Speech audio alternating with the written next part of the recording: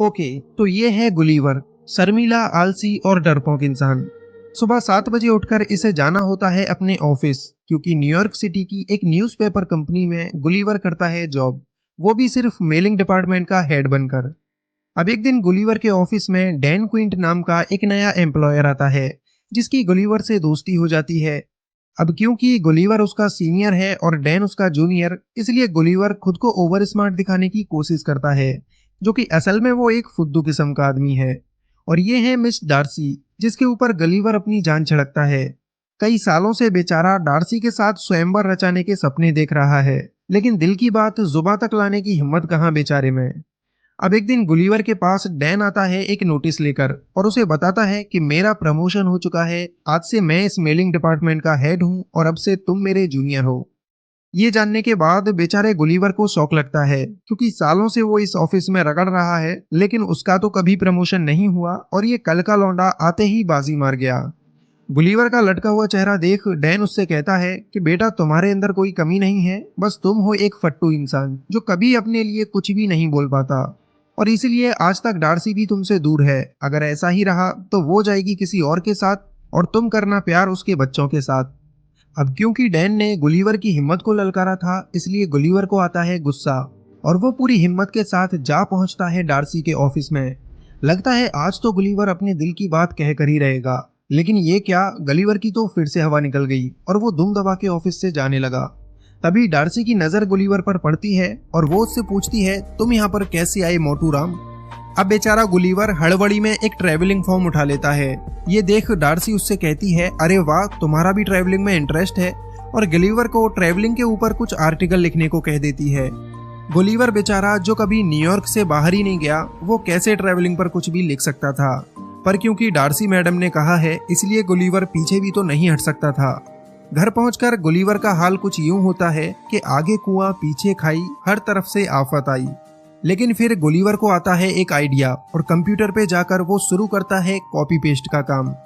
अगले दिन गुलीवर पूरे कॉन्फिडेंस के साथ डार्सी को अपने आर्टिकल्स दिखाता है, जो चुराए गए थे इंटरनेट से। गुलीवर के आर्टिकल देख डार्सी हो जाती है बहुत ही ज्यादा इम्प्रेस और कहती है, तुम कहाँ थे अब तक छुपे रुस्तम। इसके बाद डार्सी गुलीवर को अपना एक प्रोजेक्ट दे देती है, जिस पर वो खुद काम करने वाली थी, और ये प्रोजेक्ट था बरमूडा ट्रायंगल में जाकर उसके ऊपर रिसर्च करते हुए आर्टिकल लिखना। गुलीवर इसके लिए फटाक से राजी हो जाता है, क्योंकि उसके ख्यालों की मलिका उससे इम्प्रेस हुई जा रही थी। अब यहाँ से गुलीवर जा पहुंचता है बरमूडा, जहाँ एक बोट उसका इंतजार कर रही थी। बोट में बैठकर गुलीवर फुल इंजॉय के साथ आगे बढ़ता है, कई सारी कोल्ड ड्रिंक खाली कर देता है और फिर रोबोट बनाने वाली एक बुक को पढ़ने लगता है। लेकिन बुक पढ़ते पढ़ते गुलीवर को नींद आ जाती है। कुछ देर बाद गुलीवर की आंख खुलती है तो उसके सामने एक समुद्री तूफान होता है। गुलीवर की आंखें और मुंह सब के सब फटे रह जाते हैं और वो अपनी बोट समेत उसी तूफान में कहीं गुम हो जाता है। अगले दिन गुलीवर को होश आता है तो उसकी बॉडी पर चींटियां जैसे कुछ रेंग रही होती हैं। वो सर उठाकर देखता है तो ये तो इंसान होते हैं, जो बिल्कुल कीड़े मकोड़े जितने साइज के थे। गुलीवर की पूरी बॉडी रस्सियों से बंधी हुई थी और उस नन्ही फौज का कैप्टन जनरल एडवर्ड गुलीवर को बताता है, तुम पर इल्जाम है कि तुमने हमारे जानी दुश्मन ब्लेफुसियन की मदद की है, इसलिए तुम्हें कैदी बनाकर हमारे बादशाह सलामत के पास पेश किया जाएगा। गुलीवर को कुछ भी समझ नहीं आता ये सब क्या है, और वो सारी रस्सियों को तोड़कर उठ खड़ा होता है। वो सोचता है कि वो कोई सपना देख रहा है और अपनी आंखें बंद कर लेता है। तभी जनरल एडवर्ड अपना भाला लेकर गुलीवर के पैर में दे मारता है। इसके बाद पूरी सेना गुलीवर की रस्सियां पकड़कर खींचने लगती हैं, जिससे उसकी पैंट तो उतरती ही है, साथ ही वो जमीन पर गिर पड़ता है। फिर बेचारे गुलीवर को लकड़ी की गाड़ी पर लेटाकर लिलीपुट साम्राज्य में लाया जाता है। उस राज्य के बच्चे, औरतें सब गुलीवर को देखने के लिए इकट्ठा हो जाते हैं, क्योंकि उनके लिए तो गुलीवर एक राक्षस है। अब राक्षस गुलीवर को राजा के सामने पेश किया जाता है, जहां जनरल एडवर्ड राजा को बताता है कि ये राक्षस एक ब्लेफिसियन जासूस है, जो हमारे दुश्मन राज्य के साथ मिला हुआ है। गुलीवर उनसे कहता है, देखो भैया, मैं कोई ब्लूफिश मैन नहीं हूँ, मुझे तो पता भी नहीं वो कौन है। लेकिन जनरल एडवर्ड उसकी ये बात किसी के भी सामने चलने नहीं देता, क्योंकि उसे अपनी बहादुरी के कारनामे दिखाते हुए राजा की बेटी प्रिंसेस मैरी को जो पटाना था। जनरल एडवर्ड गुलीवर को एक गुफा में बनी हुई जेल में कैद कर देता है, जिसमें उसे खाने के लिए घास फूस दिया जाता है। अब यहाँ पर गुलीवर की मुलाकात होती है होरोशियो नाम के एक और कैदी से, जिसकी खता ये थी कि उसने प्रिंसेस मैरी को प्यार भरी नजरों से देखा था और तब से ही उसे बंदी बना लिया गया। यहाँ जब दो कैदी मिलते हैं तो दोनों के बीच बहुत अच्छी दोस्ती हो जाती है। अब यहाँ से शुरू होती है गुलिवर की मजदूरों वाली जिंदगी। उस बेचारे को बैलों की जगह हल में लगाया जाता है और जनरल एडवर्ड उसकी सवारी करता है। फिर एक दिन लिलीपुट साम्राज्य पर दुश्मन राज्य ब्लेफुशियन हमला कर देता है और पूरे महल में आग लगा देता है। हमला देखकर जनरल एडवर्ड सब लोगों से कहता है, हमारी प्रिंसेस को हम बचाएंगे, कोई हमारे बीच में नहीं आएगा। लेकिन दुश्मन सेना के लोग प्रिंसेस को किडनैप कर ही चुके होते हैं। जब तक एडवर्ड वहां पहुंचता तब तक तो प्रिंसेस गायब हो जाती। इसलिए गुलिवर उन सभी लोगों को पानी में फेंककर प्रिंसेस मैरी को उनसे छुड़ा लेता है। उधर नीचे राजा और उसका सेनापति आग में फंसे होते हैं। गुलिवर उन्हें बचाने जाता है, तब उसे कोई रास्ता नहीं दिखता। फिर उसके शैतानी दिमाग में एक आइडिया आता है और वो अपनी पैंट उतारकर राजा के ऊपर पेशाब करके उन्हें आग से बचा लेता है। एडवर्ड गुस्सा करते हुए राक्षस के पास आता है और उसे कहता है, तुम्हारी जरूरत कैसे हुई हमारे राजा के ऊपर पेशाब करने की। इस पर गुलिवर थोड़ा सा स्नान एडवर्ड को भी करा देता है। गुलिवर की इस बहादुरी के लिए राजा उससे बहुत खुश होता है और उसे खाने के लिए अपने साथ दावत पर बुलाता है। लेकिन गलीवर उनसे एक शर्त रखता है कि दावत पर वो तभी आएगा जब उसके दोस्त होरेशियो को कैद से आजाद कर दिया जाएगा। राजा उसकी ये शर्त मान लेता है और होरेशियो को आजाद करके उसे भी गलीवर के साथ दावत पर आने का न्योता देता है। दावत के टाइम राजा गलीवर से उसके बारे में पूछने लगता है। वो कहता है, प्यारे राक्षस, ये बताओ तुम आखिर हो कहाँ से। इस पर गुलिवर उन्हें बताता है, मैं कोई राक्षस नहीं हूँ, मेरा नाम है गुलिवर और मैं न्यूयॉर्क सिटी से आया हूँ। यहाँ पर सभी लोग गुलिवर को न्यूयॉर्क सिटी का प्रेसिडेंट समझने लगते हैं, जिसके बाद गुलिवर भी अपनी लंबी लंबी फेंकना शुरू कर देता है। वो कहता है कि मैंने न्यूयॉर्क में सभी लोगों की जान बचाई थी और इसीलिए आज मैं वहाँ का पावरफुल प्रेसिडेंट हूँ। इसके बाद राजा उससे कहता है, फिर तो तुम्हें अपनी प्रजा की बहुत फिक्र हो रही होगी। हम जल्दी ही तुम्हारी बोट ढूंढ देंगे जिससे तुम वापस अपनी प्रजा के पास जा सको। अब गुलिवर के लिए एक आलीशान बहुत बड़ा घर तैयार कराया जाता है, जिसमें सैकड़ों मजदूर हर वक्त उसकी सेवा के लिए लगे रहते हैं ताकि बड़े आराम से गुलिवर यहाँ पर रह सके। एक दिन होरेशियो गलीवर से पूछता है कि आखिर प्रिंसेस को कैसे इम्प्रेस किया जाए, क्योंकि होरेशियो प्रिंसेस मैरी से बहुत प्यार करता था और उसके लिए जेल में कैदी बनकर भी तो रह चुका था। गलीवर जो खुद डार्सी से अपनी बात नहीं कर पाया, वो यहाँ होरेशियो को लड़की पटाने के टिप्स देने लगता है। और मजे की बात तो ये है कि प्रिंसेस भी होरेशियो से इम्प्रेस हो जाती है। मतलब कुछ भी कहो, गलीवर तो लव गुरु निकला। हाँ, ये बात अलग है, कभी खुद की लव स्टोरी शुरू न कर पाया।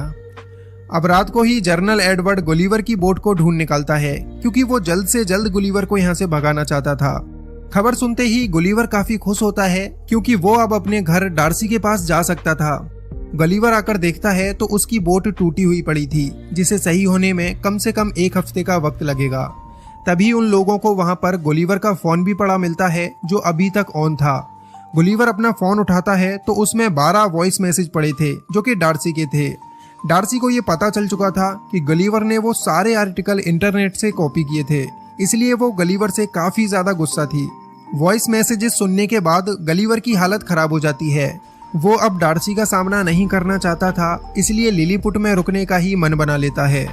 गुलिवर के रुकने से पूरा साम्राज्य बहुत खुश होता है, सिवाय एडवर्ड को छोड़कर। एडवर्ड नहीं चाहता था कि गलीवर यहाँ रुके, इसलिए वो राजा के पास जाकर राजा के कान भरने लगता है। इस पर राजा एडवर्ड की बात मानने की जगह गुलिवर को ही पूरे साम्राज्य का जनरल बना देता है। अब से एडवर्ड की जगह गुलिवर ही पूरी साम्राज्य की सुरक्षा देखेगा। अब एक बार फिर ब्लेफुशियन की सेना लिलीपुट पर हमला कर देती है और एडवर्ड को मौका मिल जाता है गुलिवर को नीचा दिखाने का। एडवर्ड पूरी सुरक्षा व्यवस्था को ही हटा देता है, जिससे गुलिवर लिलीपुट को दुश्मन से बचा ना पाए।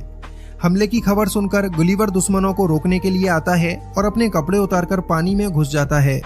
पानी में जाकर वो दुश्मनों को समझाता है कि मुझे कोई लड़ाई नहीं करनी, मैं वैसे ही तुम्हें मारने की एक्टिंग करूंगा और तुम यहाँ से भाग जाना। लेकिन ब्लेफुशियन के लोग गुलिवर से दोस्ती करने तो आए नहीं थे, इसलिए पूरी सेना उसके ऊपर हमला करने लगती है और ये देख एडवर्ड काफी खुश होता है। लेकिन फिर गलीवर को गुस्सा आता है और वो दुश्मन के सारे जहाजों की रस्सियां पकड़कर उन्हें पानी के बाहर फेंक देता है और एक बार फिर से गुलिवर की जय जयकार शुरू हो जाती है।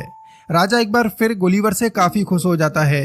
अब तो गुलिवर के शौक मौज के लिए और भी अच्छे इंतजाम कर दिए जाते हैं, जिसमें उसकी मसाज करना, बाल काटना सब कुछ शामिल होता है। उधर गुस्से से भरा हुआ एडवर्ड जाकर दुश्मन राज्य ब्लेफुशियन से मिल जाता है और गुलिवर की बोट से रोबोट बनाने वाली बुक निकालकर एक विशालकाय रोबोट तैयार करता है जिससे गुलिवर को हराया जा सके। ब्लेफुसियन के लोग लिलीपुट पर एक बार फिर से हमला करते हैं और गुलिवर फिर से तैयार है उन छोटे लोगों को हराने के लिए। लेकिन उसका सामना जब एडवर्ड के रोबोट से होता है तो गुलिवर की हवा टाइट हो जाती है क्योंकि ये रोबोट गुलिवर से भी काफी ज्यादा बड़ा था। एडवर्ड गुलिवर की पैंट पकड़कर उसे हवा में लटका लेता है और गुलिवर यहाँ पर हार मान लेता है। इससे पूरे लिलीपुट को गुलिवर की सच्चाई का पता चल जाता है। गुलिवर उन्हें खुद बताता है कि वो कोई बहादुर प्रेसिडेंट नहीं है, सिर्फ एक नॉर्मल इंसान है और सिर्फ हवाबाजी के लिए उसने ये बड़ी बड़ी बातें फेंकी थी। तो अब यहाँ से एडवर्ड गुलिवर को बांधकर एक ऐसी जगह फिकवा देता है जहाँ पर आज तक किसी ने भी जाने की हिम्मत नहीं की थी। गुलिवर किनारे पर पड़ा होता है, तभी एक लड़की उसे गिलास में बंद कर लेती है क्योंकि वो लड़की गुलिवर के आगे बहुत ही विशालकाय थी जिसके सामने गुलिवर भी चींटी जैसा लगता है। वो बच्ची गुलिवर को अपनी डॉल बना लेती है और डॉल के कपड़े पहनाकर उसे बारबी हाउस में छोड़ देती है। इधर गुलिवर को ढूंढती हुई डार्सी भी लिलीपुट में आ पहुंचती है और उसे भी गुलिवर की तरह ही जेल में कैद कर दिया जाता है।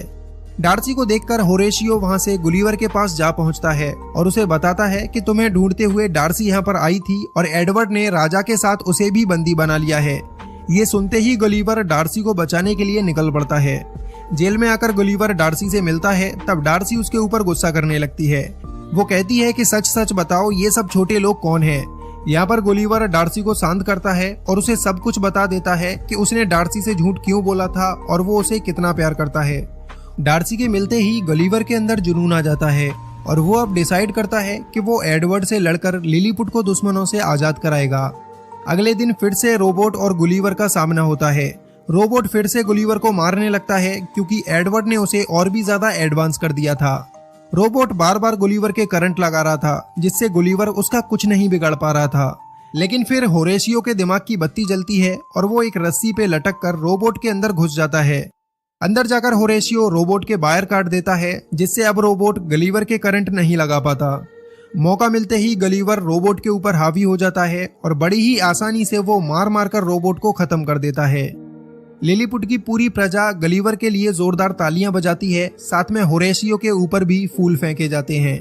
होरेशियो की बहादुरी के लिए राजा अपनी बेटी प्रिंसेस मैरी का हाथ होरेशियो के हाथ में दे देता है।